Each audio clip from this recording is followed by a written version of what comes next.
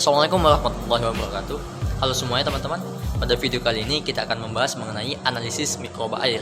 Nah, apa sih yang akan kita sampaikan? Pada materi ini kita akan menyampaikan mengenai apa itu coliform dan juga jenis-jenis mikroba yang terdapat pada air, serta apa efek dan penyebabnya pada kita. Adapun pada video ini akan dibahas oleh teman-teman saya. Terus selanjutnya saya persilahkan.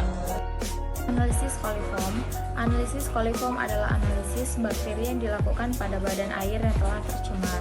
Hal ini dikarenakan sekitar 90% bakteri coliform dikeluarkan dari dalam tubuh setiap hari, dan bakteri yang paling dominan ditemukan adalah Escherichia coli, penyebab diare, sehingga pencemaran limbah domestik dapat dideteksi dengan cara menghitung kepadatan coliform yang dibawa oleh tinja manusia dan masuk ke dalam perairan tersebut. Selanjutnya, bakteri coliform. Bakteri coliform merupakan anggota bakteri gram negatif berbentuk batang, dan beberapa di antaranya ada yang berbentuk galur. Bakteri coliform adalah bakteri yang masuk pada golongan bakteri intensial atau hidup dalam pencernaan manusia. Keberadaan bakteri ini menjadi fekal karena adanya pencemaran bakteri patogen. Contoh bakteri coliform yaitu Enterobacter aerogenes. Nah, materi selanjutnya yaitu pembagian dari metode MPM. Metode MPM terbagi menjadi 3 tahapan, yaitu yang pertama ada uji pendugaan, uji konfirmasi, dan uji kelengkapan. Uji pendugaan itu di mana uji ini berfungsi untuk mendeteksi keberadaan dari bakteri coliform, sedangkan uji konfirmasi digunakan untuk mengetes kembali kebenaran adanya bakteri coliform dengan bantuan medium selektif diferensial. Sedangkan uji kelengkapan itu digunakan untuk melengkapi hasil tes uji konfirmasi yang tadi dengan mendeteksi sifat dari fermentatif serta pengamatan bakteri coliform tadi.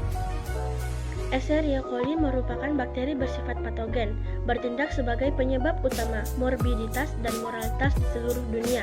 Nah, E. coli juga merupakan F-brand normal di dalam usus manusia dan akan menimbulkan penyakit bila masuk ke dalam organ ataupun jaringan lain. Nah, bakteri E. coli ini juga merupakan penyebab utama pada penyakit diare. Salah satunya yaitu pada kelompok enterohemoragik yang dapat menyebabkan atau menimbulkan penyakit diare berdarah ataupun sindrom hemolitik uretum, yaitu infeksi saluran kencing.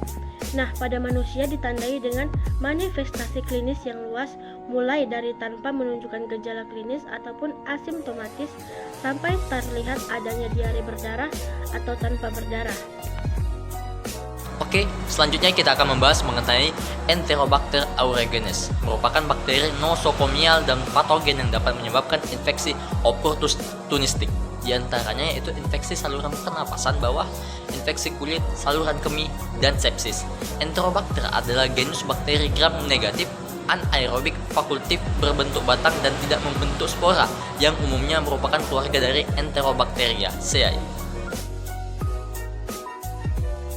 Sebagai penutup, saya akan menyimpulkan bahwa analisis coliform adalah merupakan analisis bakteri yang dilakukan pada badan air yang telah tercemar. Hal ini dikarenakan sekitar 90% bakteri coliform dikeluarkan dari dalam tubuh setiap harinya, dan bakteri yang paling dominan ditemukan ialah Escherichia coli. Nah, ada yaitu penyebab penyakit yang ditimbulkan yaitu diare, sehingga pencemaran limbah domestik dapat dideteksi dengan cara menghitung kepadatan coliform yang terbawa oleh tinja manusia dan masuk ke dalam perairan. Nah, penyakit diare sebagai penyakit yang membuat penderitanya sering membuang air besar secara berlebihan dengan kondisi tinjanya yang encer atau cair. Pada umumnya diare terjadi akibat mengkonsumsi makanan dan minuman yang terkontaminasi virus, bakteri, ataupun parasit. Nah, ketika keadaan air itu tidak bagus, maka dapat menyebabkan diare apabila dikonsumsi secara berkala. Terima kasih. Video ini saya tutup. Billahi taufiq wal hidayah. Wassalamualaikum warahmatullahi wabarakatuh.